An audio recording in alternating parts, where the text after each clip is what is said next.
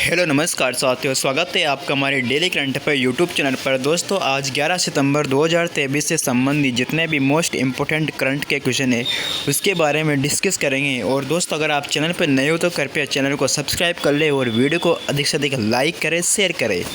इसी के साथ दोस्तों बढ़ते हैं फर्स्ट क्वेश्चन की तरफ कि हाल ही में अमेरिका और किस देश ने सेमीकंडक्टर आपूर्ति श्रृंखला पर एक समझौते पर हस्ताक्षर किए हैं। A option Bharat, B option Vietnam, C option Malaysia, D option Brazil. तो दोस्तों हाल ही में अमेरिका और वियतनाम ने सेमीकंडक्टर आपूर्ति श्रृंखला पर हस्ताक्षर किए, तो इसका बी ऑप्शन बिल्कुल सही होगा, वियतनाम। इसी के साथ दोस्तों बढ़ते हैं इससे रिलेटेड कुछ इम्पोर्टेंट फैक्ट है, उनके बारे में बात कर लेते हैं। दोस्तों यह सौदा अमेरिकी उद्योग के समर्थन में वियतनाम की राजधानी हनोई में सेमीकंडक्टर पारिस्थितिक तंत्र की क्षमता पर विस्तार करेगा। और संयुक्त राज्य अमेरिका और वियतनाम ने सेमीकंडक्टर आपूर्ति श्रृंखला, कार्यबल और पारिस्थितिक तंत्र विकास पर सहयोग के एक ज्ञापन पर भी हस्ताक्षर किए हैं। इसी के साथ दोस्तों ये दोनों देशों ने वियतनाम में व्यापक कार्यबल विकास पहल शुरू करने की घोषणा की है और अमेरिकी सरकार पहल शुरू करने के लिए $2 मिलियन प्रारंभिक धनराशि प्रदान करेगी। इसी के साथ दोस्तों बात करते हैं कि भारत में भी G20 शिखर सम्मेलन में भाग लेने वाले अमेरिकी राष्ट्रपति वियतनाम के लिए रवाना हो गए हैं। इसी के साथ दोस्तों बात करते हैं नेक्स्ट क्वेश्चन के बारे में कि हाल ही में US ओपन टेनिस में 24वां ग्रैंड स्लैम खिताब किसने जीता। तो दोस्तों ये खिताब जीता है नोवाक जोकोविच ने। इसका बी ऑप्शन बिल्कुल करेक्ट है, नोवाक जोकोविच ने ये खिताब जीता है। इसी के साथ दोस्तों बात करते हैं इससे रिलेटेड कुछ इम्पोर्टेंट फैक्ट के बारे में। दोस्तों पुरुष एकल में सर्बियाई स्टोर जोकोविच ने ऑथर एस स्टेडियम में US ओपन 2023 फाइनल जीतने के लिए रूस के डेनियल मेदवेदेव को हराया है। इसी के साथ दोस्तों इस जीत के बाद 36 वर्षीय जोकोविच ने मार्गरेट कोर्ट के 24वें ग्रैंड स्लैम टेनिस खिताब के रिकॉर्ड की बराबरी कर ली है, जो इतिहास में किसी भी खिलाड़ी द्वारा सबसे अधिक है। जोकोविच जो पहले से सबसे उम्रदराज फ्रेंच ओपन एकल चैंपियन है, जो युग में सबसे उम्रदराज US ओपन एकल चैंपियन बन गए हैं। महिला एकल में अमेरिकी किशोरी टेनिस सनसनी कोको गॉफ ने बेलारूसी आर्याना सबलेखा को हराकर अपना पहला खिताब जीता है। इसी के साथ दोस्तों बात करते हैं कुछ तो दोस्तों पुरुष एकल में विजेता रहा है नोवाक जोकोविच और उप विजेता है डेनियल मेदवेदेव। महिला एकल में कोको गॉफ विजेता और आर्याना सबलेखा उप विजेता। इसी के साथ दोस्तों बात करते हैं पुरुष युगल में राजीव राम, जॉयस सालिसबरी और उपविजेताएं रोहन बोपन्ना, मैथ्यू एबर्टसन। महिला कैटेगरी में गैब्रिएला डेब्रोस्की और एरिन राउटलिप और उपविजेताएं लोरा सिगमंड और वेरा जोनारेवा। इसी के साथ दोस्तों बात करते हैं मिश्रित युगल में अन्ना दनीलीना और हेली ओवरा और उपविजेताएं जेसिका पेगुला और ऑस्टिन क्रोजीसेक। इसी के साथ दोस्तों बढ़ते अगले क्वेश्चन की तरफ कि हाल ही में किस देश ने लगातार दूसरी बार विश्व के सर्वश्रेष्ठ देश का खिताब जीता है। तो दोस्तों ये खिताब जीता है स्विट्जरलैंड ने। तो इसका ए ऑप्शन बिल्कुल सही है, इसका ए ऑप्शन बिल्कुल करेक्ट आंसर है। इसी के साथ दोस्तों बात करते हैं कि हाल में किस देश में नॉर्थ ईस्ट इंडिया फेस्टिवल आयोजित किया जाएगा। A option Hungary, B option Italy, C option Ireland, D option Spain. तो दोस्तों आपका सही जवाब होगा नॉर्थ ईस्ट इंडिया फेस्टिवल का जो आयोजन है वो इटली में किया जाएगा। आपका बी ऑप्शन बिल्कुल सही है। अब दोस्तों बात करते हैं नेक्स्ट क्वेश्चन के बारे में कि भारत ने G20 शिखर सम्मेलन वैश्विक जैव गठबंधन शुरू करने की घोषणा कहाँ की है। तो दोस्तों ये शुरुआत की है भारत ने नई दिल्ली में। इसका डी ऑप्शन बिल्कुल सही आंसर है। अब दोस्तों बात करते हैं इससे रिलेटेड कुछ इम्पोर्टेंट फैक्ट है। तो 9 सितंबर 2023 को भारत ने नई दिल्ली में G20 शिखर सम्मेलन में एक वैश्विक जैव ईंधन गठबंधन शुरू करने की घोषणा की है। पीएम मोदी ने सभी देशों के वैश्विक जैव ईंधन गठबंधन में शामिल होने का लिए भी आमंत्रित किया गया है। और भारत, अमेरिका और ब्राज़ील एक वैश्विक जैव ईंधन गठबंधन विकसित करने के लिए इच्छुक देशों के साथ मिलकर काम कर रही हैं। इसी के साथ दोस्तों पीएम मोदी ने ईंधन मिश्रण के क्षेत्र में सभी देशों को मिलकर काम करने की ज़रूरत पर जोर दिया है और भारत का प्रस्ताव पेट्रोल में एथेनॉल मिश्रण को 20% तक ले जाने के लिए वैश्विक स्तर पर पहल करना है। इसी के साथ दोस्तों बात करते हैं, पीएम मोदी ने यह भी कहा है कि भारत ने हरित हाइड्रोजन उत्पादन को बढ़ावा देने के लिए राष्ट्रीय हरित हाइड्रोजन मिशन शुरू किया है। भारत की G20 अध्यक्षता के दौरान ग्लोबल हाइड्रोजन इकोसिस्टम बनाने के लिए कदम उठाए गए हैं। साथ में पीएम मोदी ने पर्यावरण जलवायु अवलोकन के लिए G20 सैटेलाइट मिशन शुरू करने का भी प्रस्ताव रखा है और सभी देशों में इसमें शामिल होने के लिए आमंत्रित किया है। इसी के साथ दोस्तों बढ़ते अगले क्वेश्चन पर कि हाल ही में किस देश ने अपने सभी नागरिकों के लिए संप्रभु राष्ट्रीय डिजिटल आईडी की शुरुआत की है। तो दोस्तों इसका सही आंसर है भूटान। आपका सी ऑप्शन बिल्कुल सही आंसर है। दोस्तों बात करते हैं अगले क्वेश्चन के बारे में कि हाल ही में किस राज्य सरकार की कैबिनेट ने ट्रांसजेंडर समुदाय के लिए पेंशन और ओबीसी दर्जे को मंजूरी दी है। तो दोस्तों ये जो मंजूरी दी गई है ये झारखंड राज्य सरकार के द्वारा दी गई। तो आपका डी ऑप्शन बिल्कुल सही आंसर है। इसी के साथ दोस्तों बढ़ते हैं अगले क्वेश्चन पर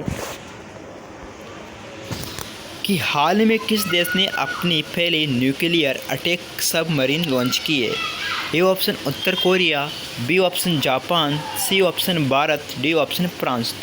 तो दोस्तों आपका सही जवाब होगा अपनी पहली न्यूक्लियर अटैक सबमरीन लॉन्च की है उत्तर कोरिया ने। आपका ए ऑप्शन बिल्कुल सही आंसर है। इसी के साथ दोस्तों बात करते हैं अगले क्वेश्चन के बारे में कि हाल ही में किस राज्य में बाजरा अंतर्राष्ट्रीय सम्मेलन आयोजित किया गया। तो दोस्तों ये उड़ीसा ने आयोजित किया है। तो आपका ए ऑप्शन बिल्कुल करेक्ट आंसर है। अब दोस्तों बात करते हैं अगले क्वेश्चन के बारे में कि हाल ही में कौन सा राज्य उत्सर्जन व्यापार योजना लागू करने वाला भारत का दूसरा सेकंड शहर बना है। A option Ahmedabad Gujarat, B option Jaipur Rajasthan, C option Kolkata Paschim Bangal, D option Bhopal Madhya Pradesh. दोस्तों आपका सही जवाब होगा अहमदाबाद गुजरात। आपका ए ऑप्शन बिल्कुल करेक्ट आंसर है। दोस्तों बात करते हैं नेक्स्ट क्वेश्चन के बारे में कि हाल ही में किस राज्य के काला जीरा चावल को जीआई टैग प्रदान किया गया है।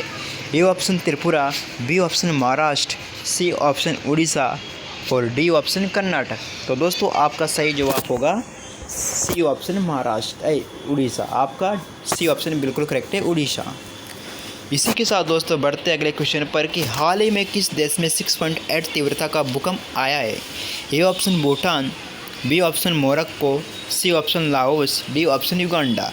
तो दोस्तों हाल ही में 6.8 तीव्रता का भूकंप अफ्रीकी देश मोरक्को में देखा गया है। तो इसका बी ऑप्शन बिल्कुल सही आंसर है। अब दोस्तों बात करते हैं अगले कुछ इससे रिलेटेड कुछ इंपॉर्टेंट फैक्ट है उनको भी देख लेते हैं। तो दोस्तों मोरक्को एक अफ्रीकी देश है और मोरक्को में आए शक्तिशाली भूकंप के बाद 2000 से अधिक लोग मारे गए हैं इसमें। और इसका केंद्र माराकेच से लगभग 72 किलोमीटर यानी कि 44.7 मील दक्षिण पश्चिम हाई एटलस पर्वत श्रृंखला में था। भूकंप का केंद्र पृथ्वी की सतह से लगभग 18.5 किमी नीचे था। इसी के साथ दोस्तों बात करते हैं इस तीव्र भूकंप की श्रेणी में रखा गया है। यह अपेक्षाकृत कम गहराई में था। यह भूकंप 1960 के बाद से मोरक्को में सबसे घातक भूकंप है। प्रभावित क्षेत्रों में आपातकालीन कर्मचारियों का तैनात किया गया है। इसी के साथ दोस्तों बात करते हैं मोरक्को में भूकंप क्यों आया। तो दोस्तों यह एक जटिल प्लेट सीमा के पास यूरेशियन प्लेट के साथ अफ्रीकी प्लेट के उत्तर की ओर अभिसरण के कारण हुआ है। और USGS के अनुसार मोरक्कन हाई एटलस पर्वत श्रृंखला के भीतर कम गहराई पर तिरछा रिवर्स फोल्डिंग मोरक्को में भूकंप का मुख्य कारण हो सकता है। उत्तरी अफ्रीका में भूकंप भी बहुत आम नहीं है। इसी के साथ दोस्तों बात करते हैं नेक्स्ट क्वेश्चन के बारे में कि किस डाकघर को भारत का पहला डाकघर के रूप में जाना जाएगा। तो दोस्तों आपका सही जवाब होगा कुपवाड़ा डाकघर को भारत का पहला डाकघर के रूप में जाना जाएगा। तो आपका डी ऑप्शन बिल्कुल सही आंसर है कुपवाड़ा। दोस्तों बात करते हैं अगले क्वेश्चन के बारे में कि भारत का सबसे बड़ा सूचना प्रौद्योगिकी हब कहाँ बनाया गया। A option Lucknow, B option Bhopal, C option Ranchi, D option Shimla. तो दोस्तों आपका सही जवाब होगा लखनऊ। आपका ए ऑप्शन बिल्कुल करेक्ट आंसर है। इसी के साथ दोस्तों बात करते हैं नेक्स्ट क्वेश्चन के बारे में कि उड़ीसा में राष्ट्रीय राजमार्ग परियोजना का उद्घाटन किसके द्वारा किया गया। A option Nitin Gadkari, B option Amit Shah, C option Narendra Modi, D option Jagdeep Dhankhar. तो दोस्तों हाल ही में उड़ीसा में राष्ट्रीय राजमार्ग परियोजना का उद्घाटन अमित शाह के द्वारा किया गया। तो आपका बी ऑप्शन बिल्कुल सही आंसर है। दोस्तों बात करते हैं अगले क्वेश्चन के बारे में कि हाल में किस राज्य सरकार ने ट्रांसजेंडर समुदाय के लिए 1000 की पेंशन योजना को मंजूरी दी है। तो दोस्तों ये जो मंजूरी दी गई है हाल ही में झारखंड राज्य के द्वारा दी गई है। तो आपका ए ऑप्शन बिल्कुल सही आंसर है। दोस्तों बात करते हैं इससे रिलेटेड कुछ इंपॉर्टेंट फैक्ट के बारे में।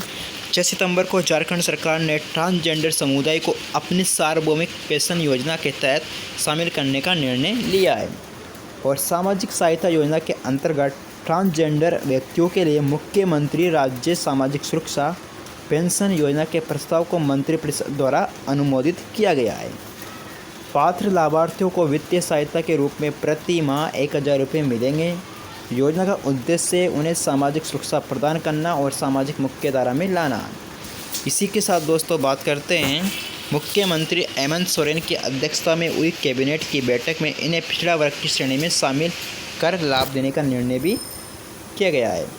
और महिला बाल विकास और सामाजिक सुरक्षा विभाग के अनुसार झारखंड में ट्रांसजेंडर की आबादी 2011 में लगभग 11,900 थी, वर्तमान में 14,000 होगी।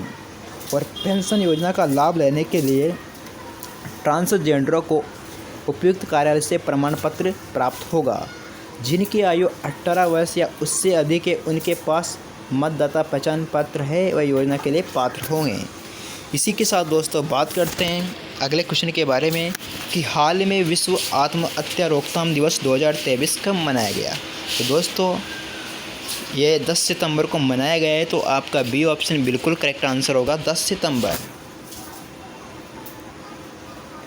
अब दोस्तों बात करते हैं कुछ इम्पोर्टेंट क्वेश्चन है वन लाइनर, इनके बारे में देख लेते हैं कि हाल ही में भारत के संवादात्मक भुगतान के लिए येलो यूपीआई लॉन्च किया गया है।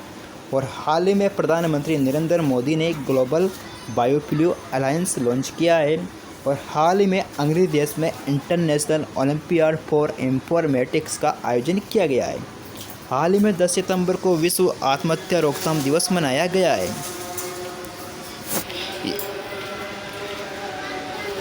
और हाल ही में उत्तर प्रदेश सरकार ने नंद बाबा दुग्ध मिशन को लागू करने के लिए सहमति का गठन किया है। हाल ही में भारत और अमेरिकी देश ने पोल्ट्री उत्पादों पर विश्व व्यापार संगठन में व्यापार विवाद सुलझा दिया है। इसी के साथ दोस्तों बात करते हैं कि G20 सम्मेलन में अफ्रीकी यूनियन को स्थायी सदस्यता मिली है। और हाल ही में नेशनल पेमेंट्स कॉरपोरेशन NPCI ने डिजिटल भुगतान के लिए बांग्लादेश के बैंक के साथ MOU पर हस्ताक्षर किए हैं। और हाल ही में अक्टूबर 2023 में होने वाले 37वें राष्ट्रीय खेल गोवा राज्य में आयोजित किए जाएंगे। इसी के साथ दोस्तों बात करते हैं कि हाल ही में उड़ीसा राज्य में बाजरा अंतर्राष्ट्रीय सम्मेलन आयोजित किया जाएगा। और हाल ही में अहमदाबाद गुजरात उत्सर्जन व्यापार योजना लागू करने वाला भारत का दूसरा शहर बना है। और हाल ही में प्रसिद्ध कार्टूनिस्ट अजीत निनान का 68 वर्ष की आयु में निधन हो गया है। इसी के साथ दोस्तों बात करते हैं कि हाल ही में US ओपन 2023 में पुरुष युगल खिताब राजीव शर्मा और जोश सेलिसबरी ने जीता है। हाल ही में असम राज्य सरकार की कैबिनेट ने केंद्र सरकार से पूरे राज्य से सशस्त्र बल विशेष अधिकार अधिनियम हटाने की सिफारिश की है। हाल ही में उड़ीसा राज्य के मुख्यमंत्री नवीन पटनायक ने 181 मोबाइल पशु चिकित्सा वाहनों को हरी झंडी दिखाई है। इसी के साथ दोस्तों हाल ही में उड़ीसा राज्य के काला जीरा चावल को GI टैग भी प्रदान किया गया है। और हाल ही में पाकिस्तान देश करतारपुर कॉरिडोर गुरुद्वारा दरबार साहिब में सांस्कृतिक थीम पार्क विकसित करेगा। और हाल ही में शांतनु गुप्ता ने अजय टू योगी आदित्यनाथ नामक उपन्यास लिखा है। और हाल में उधमपुर रेलवे स्टेशन का नाम बदलकर शहीद कैप्टन तुषार महाजन रेलवे स्टेशन रखा जाएगा। और हाल में भारत और फ्रांस देश ने द्विपक्षीय नौसेना अभ्यास वरुण का 21वां संस्करण आयोजित किया है। तो दोस्तों आज के लिए इतना ही पर्याप्त है। अगर आपको वीडियो अच्छी लगी तो आप वीडियो को लाइक कीजिए, शेयर कीजिए। इसी के साथ दोस्तों मिलते हैं नेक्स्ट वीडियो पर। जय हिंद, जय भारत, धन्यवाद।